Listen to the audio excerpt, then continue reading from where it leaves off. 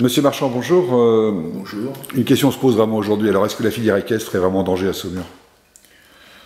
Elle est fragilisée depuis que l'École nationale d'équitation a été fondue au sein de l'Institut français du cheval et de l'équitation.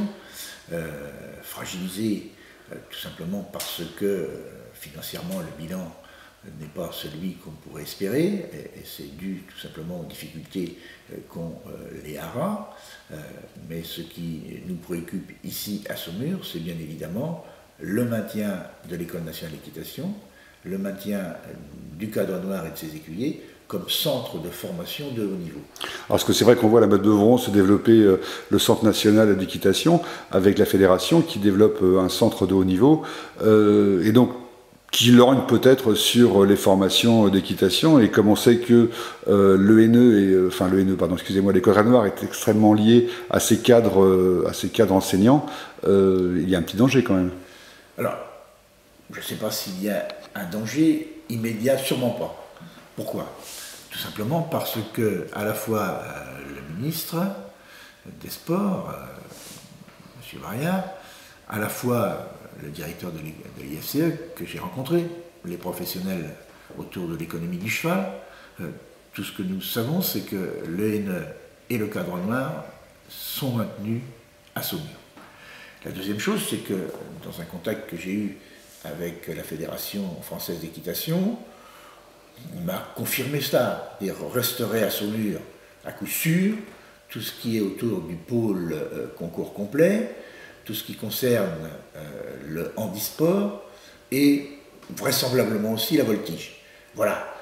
Mais au-delà de tout ça, il nous faut ici avoir des formations de haut niveau et développer ces formations, mais aussi avoir des compétitions de haut niveau.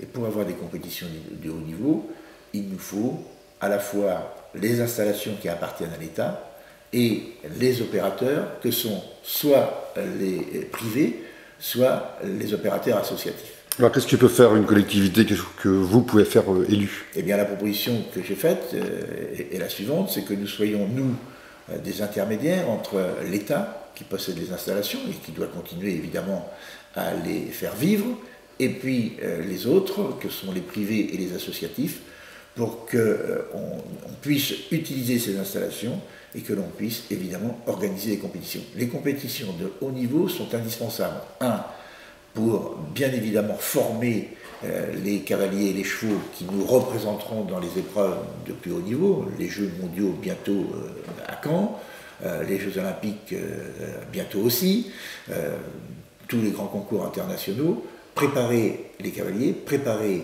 les chevaux, préparer aussi l'image, ou plutôt pas préparer, mais conserver l'image de Saumur, parce que c'est sur cette image du cheval, sur cette image du haut niveau, que se sont installés des industriels, je pense à tous ceux qui travaillent sur les équipements autour du cheval. Alors ça veut dire des investissements de la ville, de la collectivité, de l'agglo? Alors, des investissements, au-delà de ce que nous faisons aujourd'hui, je n'en suis pas persuadé que nous ayons les moyens, mais par contre, un travail de coordination de tout ça avec l'État, avec les privés, avec les associatifs, oui, bien évidemment, c'est ce que j'ai proposé au ministre lorsque je l'ai rencontré l'année dernière.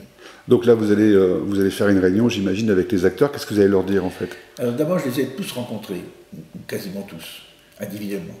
Je vais, à la rentrée maintenant, leur proposer que nous nous retrouvions, pour que nous définissions une stratégie pour l'année prochaine, pour les années qui suivent.